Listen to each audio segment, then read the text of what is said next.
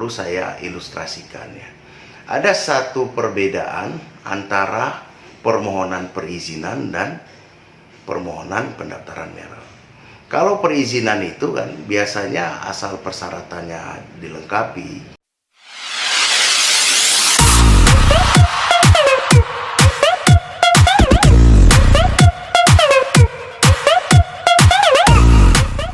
Jika bawain dulu ya.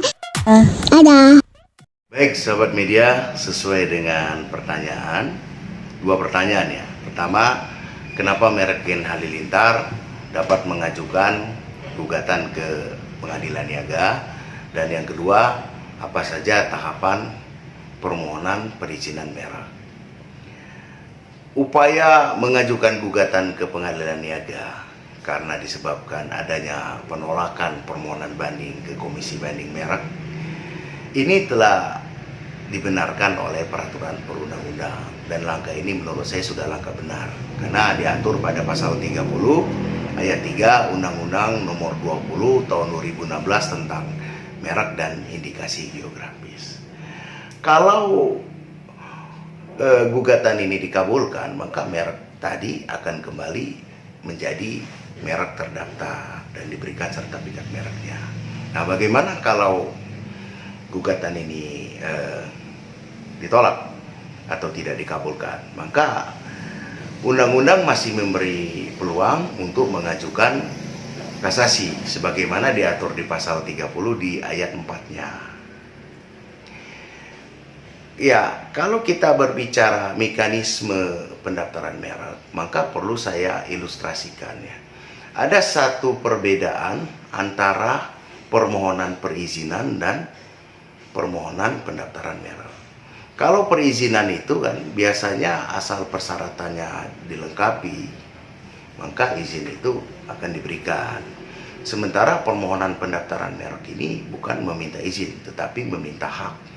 Hak tersebut adalah hak eksklusif yang diberikan oleh negara, sebagaimana diatur pada pasal 1 Undang-Undang Nomor 20 Tahun 2016 tentang merek dan indikasi geografis. Setelah merek itu selesai diajukan permohonannya, maka akan melalui beberapa tahapan. Tahapan pertama adalah pemeriksaan formalitas. Jadi pemeriksaan kelengkapan persyaratan permohonan. Lalu pada tahapan kedua akan dilakukan tahapan pengumuman. Nah, tahapan pengumuman ini berlangsung selama 2 bulan. Sifatnya adalah hak publik. Artinya selama masa pengumuman, siapapun dapat mengajukan keberatan, tentu dengan memberikan alasan dan bukti hukum yang kuat. Nah, setelah selesai masa pengumuman, maka akan masuk pada tahapan pemeriksaan substantif. Tahapan ini akan melihat apakah merek tersebut dapat dikabulkan atau ditolak, atau masuk merek yang tidak bisa didaftarkan, dengan berpedoman pada pasal 20 dan pasal 21.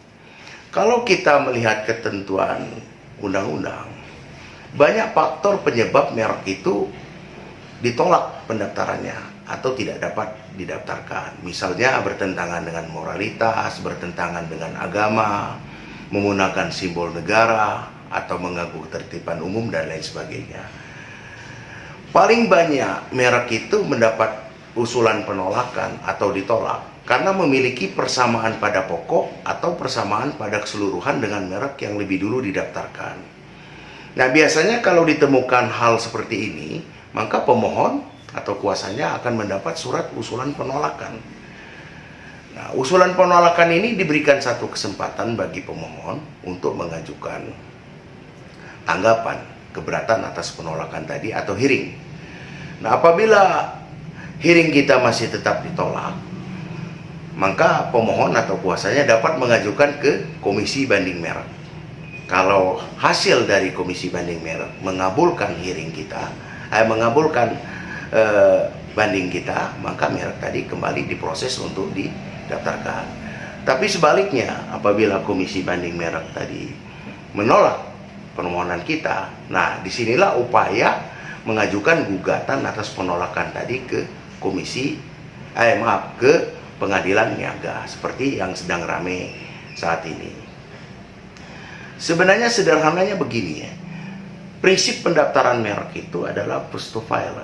Artinya siapa yang dulu memohonkan, dialah pemiliknya. Karena prinsip merek itu diperoleh haknya karena terdaftar ya, sebagaimana diatur pada pasal 3. Ya mudah-mudahan gugatan dia diterima, maka merek itu dapat diterbitkan. Kalaupun tidak, ya harus mengajukan merek baru ya.